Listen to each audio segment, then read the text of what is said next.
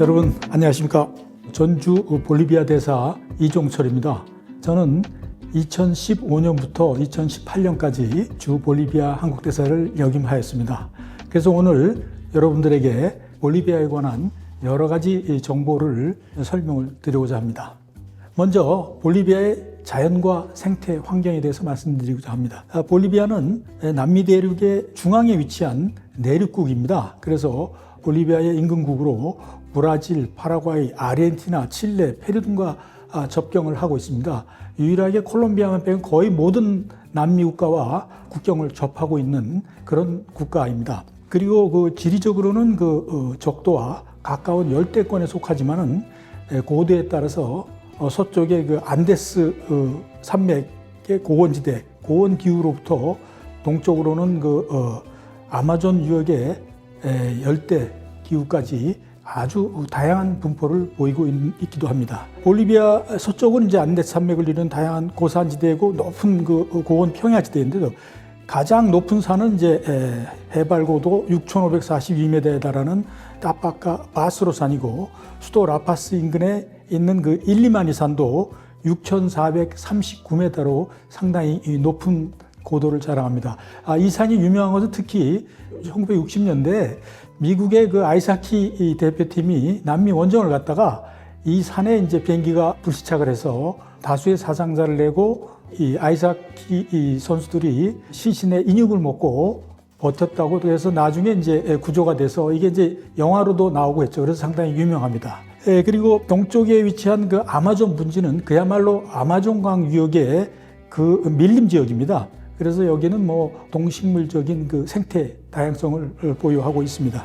고도가 3,600에서 4,100m. 그러니까 말하자면 안데스 고산 지역에 위치한 도시들은 주로 이제 라파스, 수도인 라파스와 오루로, 그리고 포토시, 이 정도 도시들이고요.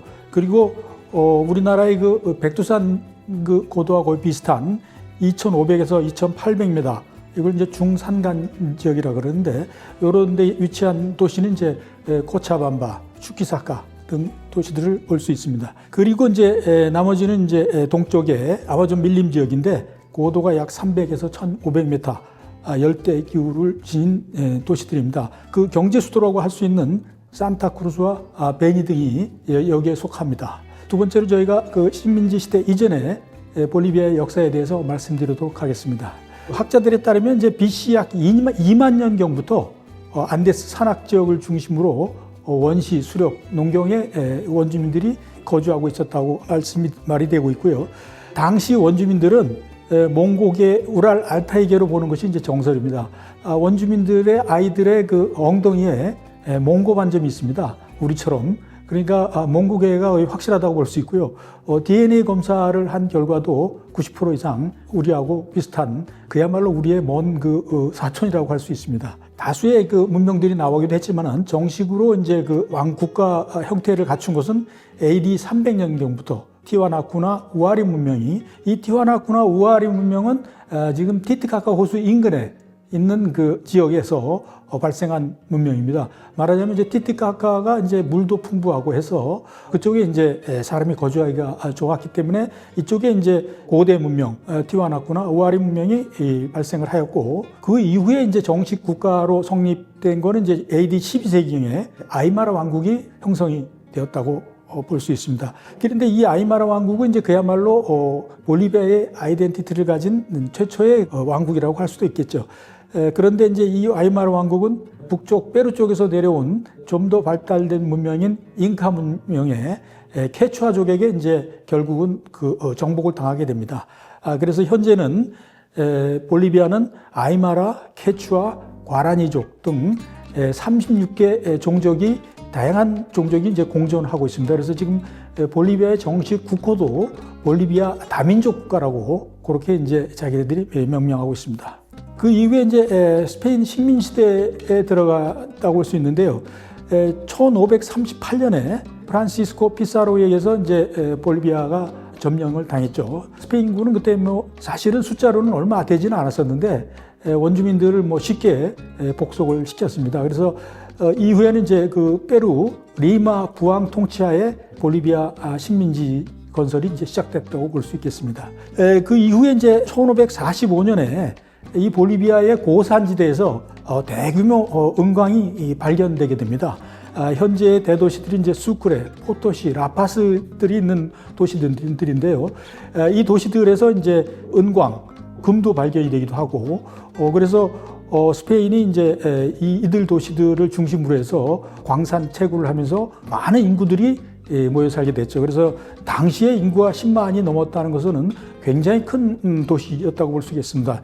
이 원주민들은 대부분이 그 노예 상태로 강제 노동에 종사하게 됩니다. 네 번째 이제 저희가 제목을 이제 독립과 질곡의 역사라고 했는데요. 스페인 식민지 시대에서 수백 년의 이제 식민지를 거치고 나서 1825년 남미 대륙을 해방시킨 시몬 볼리바르 장군과 수크레 장군이 이끄는 그 남미 독립군이 스페인군을 격파하고 식민 통치를 종식시키게 됩니다. 시몬 볼리바르가 이제 1825년에 볼리비아의 초대 대통령으로 취임하였지만은 건강상 이제 그만두고 수크레가 그 뒤를 이었는데 또 여러 가지 일련의 폭동으로 1828년에 수크레도 사임을 하게 됩니다. 그 이후 이제 그 볼리비아는 그야말로 일부 백인계 통치자들이 노예 상태에 있는 원주민들을 그 강제 노동을 시켜가면서 경제와 국가 경영이 이루어지게 됩니다. 이후에 1879년에서 83년간 칠레와 이제 태평양 전쟁을 벌이게 되는데 이 전쟁에서 이제 볼리비아가 패배를 하게 되죠. 그래서 이 태평양 연안의 그 안토파카스타 지역을 이제 상실하고 그야말로 볼리비아가 내륙국으로 전락을 하게 됩니다. 이 태평양 전쟁에서의 패배는 볼리비아엔 후유증을 안겼는데요. 볼리비아가 그야말로 시몬 볼리바르가 남미를 독립시킬 당시만 해도 아르헨티나, 브라질에 이어서 세 번째로 큰 영토를 가지고 상당한 그 국력을 가진 국가였는데 그때 이제 칠레에게 태평양 전쟁에서 패하고 나서는 완전히 그 내륙국으로 전락하게 되고 속국으로 되는 크나큰 계기가 되었다고 볼 수 있겠습니다. 사실 그 칠레와의 그 태평양 전쟁은 그 안토파카스타 지역에 있는 그 은광 그리고 초석이라면 뭐라 하면 이제 바다 갈매기들의 그 분뇨가 이제 수백 년 동안 쌓인 분뇨가 그것이 이제 옛날에는 이제 지금처럼 그 화학 비료가 없고 그 초석으로 이제 비료를 생산했습니다. 그래서 이 초석을 두고 이제 분쟁이 일어나서 페루와 볼리비아가 연합을 해서 칠레와 전쟁을 했는데도 불구하고 결국은 여기서 패배하고 그야말로 안토파카스타 지역을 전부 다 상실하고 약속으로 전락하게 됩니다. 안토파카스타 지역은 볼리비아로서는 더군다나 그 뼈 아픈 게 이후에 이제 안토파카스타 지역의 그 아타카마 사막 쪽에서 또 대규모 구리광산이 발견되게 됩니다. 그래서 사실 칠레는 이 안토파카스타 지역을 취득하고 나서 이 구리만 가지고도 국가 경제가 부흥하는 그런 효과를 볼 정도로 칠레에게는 아주 그 크나큰 도움이 됐고 볼리비아에게는 그 반대로 크나큰 그 아픔으로 남게 되는 그런 전쟁에 패한 결과가 나왔겠습니다. 그 이후에 또 1932년부터 35년간 파라과이와 이제 차코 전쟁을 치렀는데 여기서도 그 볼리비아가 패배하게 됩니다. 볼리비아보다 훨씬 국력이 약한 파라과이였는데 불구하고 파라과이군에 패배함으로써 그란 차코 지역의 75%에 달하는 영토를 상실하게 됩니다. 요 밑에 뭐 지도에도 나옵니다만 그란 차코 지역의 75% 영토를 상실하고 이게 지금 현 파라과이 영토의 거의 50%가 넘는 그런 규모입니다. 그러니까 볼리비아로서는 얼마나 뼈아픈 패배였는지 왜 그 볼리비아가 국력이 훨씬 약한 파라과이한테 패배하게 됐느냐. 많은 학자들이 이제 그 분석을 했는데 여러 가지 원인이 있습니다만 볼리비아는 이제 제가 말씀드렸듯이 원주민들을 그야말로 노예 상태로 강제 노동만 시켰지 국가의 그 일부로 인정을 전혀 해주지 않은 것이죠. 그런 반면에 파라과이 같은 경우에 이제 이 지역에 살던 차코 지역에 살던 과라니족들에게 일부 자치권도 인정하고 이름으로써 이들을 상당히 그 사기가 높았다고 볼 수 있겠습니다. 그리고 또 한 가지는 볼리비아의 군인들은 대부분이 그 고산지대에서 살던 그 고산족들이 있습니다. 이 고산족들이 이제 완전 차코 지역의 정글 밀림에 내려와서 전쟁을 하다 보니까 지리에 익숙한 그 과라니족들에게 패배하게 됐고 더군다나 밀림 기후에 적응을 제대로 하지 못해서 전염병, 이질, 장티푸스 같은 전염병에 많은 그 고산족들이 희생이 되면서 파라과이에 결국은 패배를 하고 엄청난 그 영토를 상실하게 되는 뼈아픈 결과를 가져왔습니다. 그 이후에는 수많은 군사 정부와 쿠데타 혁명 운동이 발생하여 극심한 정치 혼란과 불안정이 지속되게 됩니다. 1825년 독립 이후에 이제 200년이 되었는데요.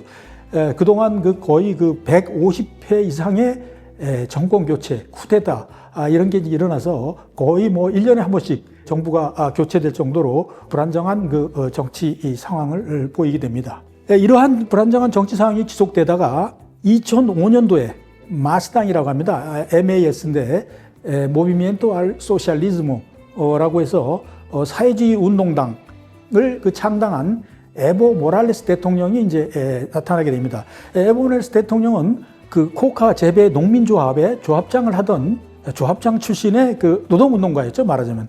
이 사람이 노예 상태에 있는 원주민들을 각성시키기 시작하면서 원주민들이 이제 자기 자신에 대한 민주주의에 자기도 소중한 한 표. 왜냐하면 볼리비아는 원주민 인구가 거의 과반수가 넘습니다. 아마 남미에서 가장 높은 원주민 비율을 보이고 있고 페루보다도 좀 더 높은 수준의 원주민 비율을 또 보이고 있습니다.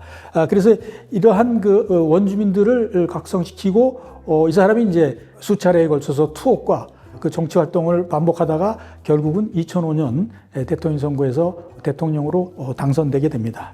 그래서 이 사람은 이제 대통령이 되자마자 원주민들을 각성시키고 교육을 시키고 노예 상태에 있던 원주민들의 경제 상황을 굉장히 개선시키는, 제가 보기에는 근현대사에서 에보 모랄레스 대통령의 역할은 그야말로 국부라고 할 수 있을 정도로 노예 상태에 있는 볼리비아의 원주민들을 각성시키고 이들에게 일자리와 복지를 충분히 해준 아주 훌륭한 대통령이었다고 할 수 있겠습니다. 과거에는 그야말로 신자유주의 정책, 빈곤과 불평등이 원주민들에게 누적되었다고 판단하고 이 사람은 이제 사회주의 성향의 이제 복지 포퓰리즘을 시행하게 됩니다. 모랄레스 대통령의 재임 중에 그래도 운이 좋았던 게 그 당시는 이제 원자재의 가격도 상당히 높은 수준이었고요.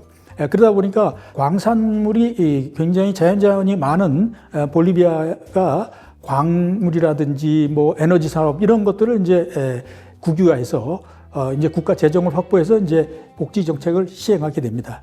지금 여러분들 잘 아시다시피 리튬이 전기차 연료로서 굉장히 각광을 받고 있는데, 제가 현직에 있을 때 이제 포스코하고도 계약을 체결했었죠. 그런데 이제 포스코하고의 개발 협정도 계약이 청산되게 됩니다. 왜냐하면은 모랄레스 대통령이 모든 지한 자원의 국유화 정책을 시행했기 때문에 국유화를 한번 하게 됨으로써 포스코가 여기에 개발할 여지가 사실은 좀 줄었던 게 사실입니다.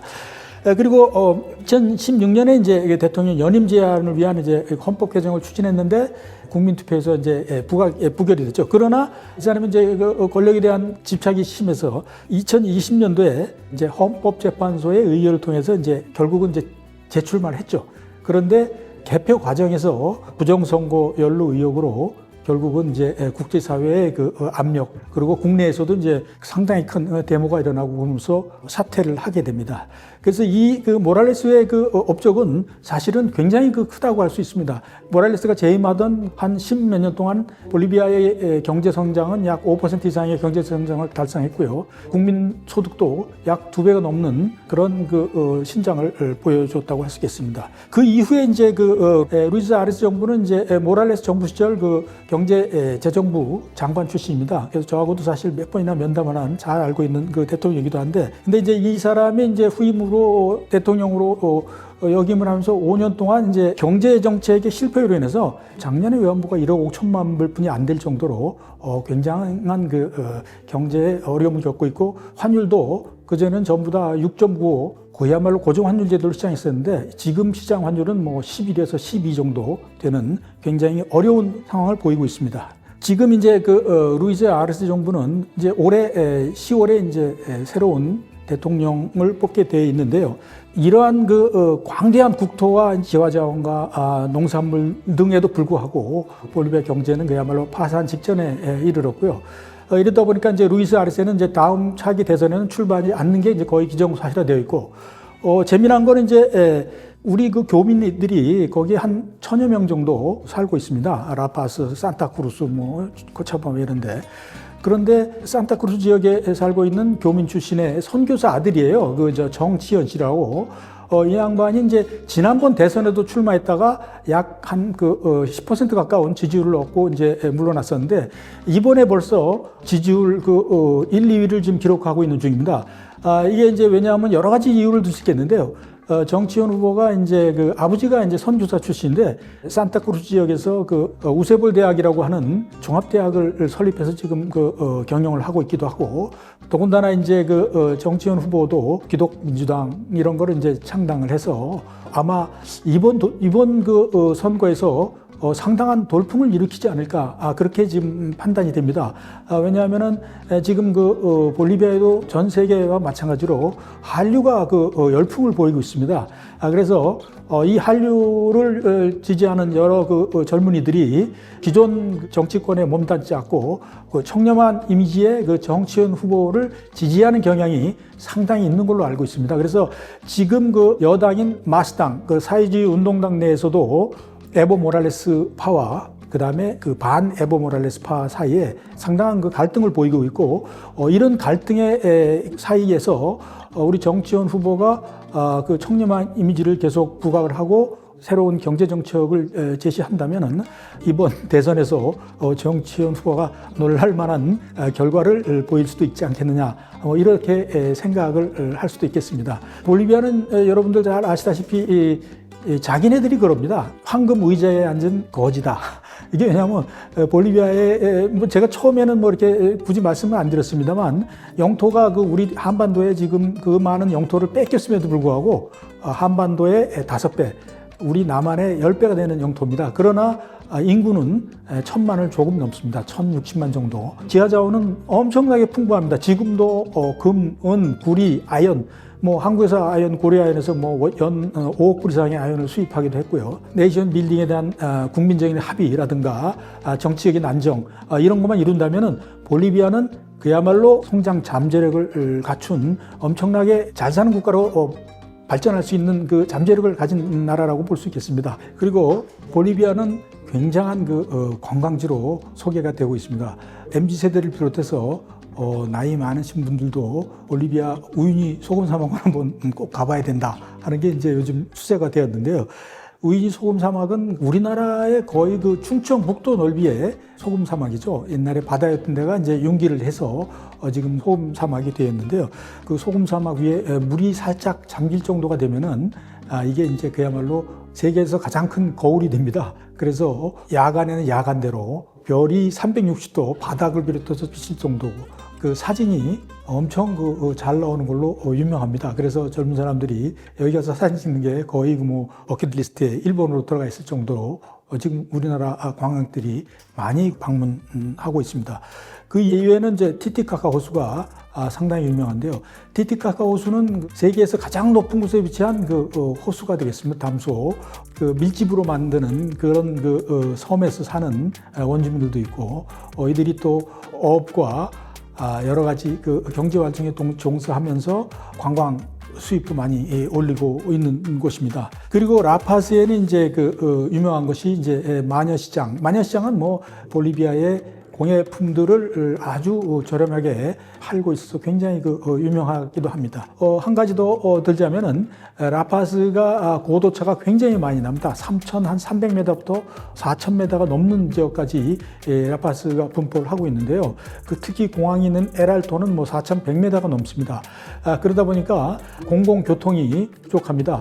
그래서 볼리비아에서 케이블카를 연결해서 케이블카로 이 사람들이 교통수단을 삼을 정도로 우리나라 땅의 지하철처럼 케이블카도 이렇게 환승도 하고 지금 한 5개의 노선 정도가 운행되는 걸 알고 있는데요. 이 케이블카를 타고 다니는 게 굉장히 관광 코스 중에 하나가 되었습니다. 요즘에는. 그러면은 여기까지 오늘 강의를 마치도록 하겠습니다. 경청해 주셔서 감사합니다.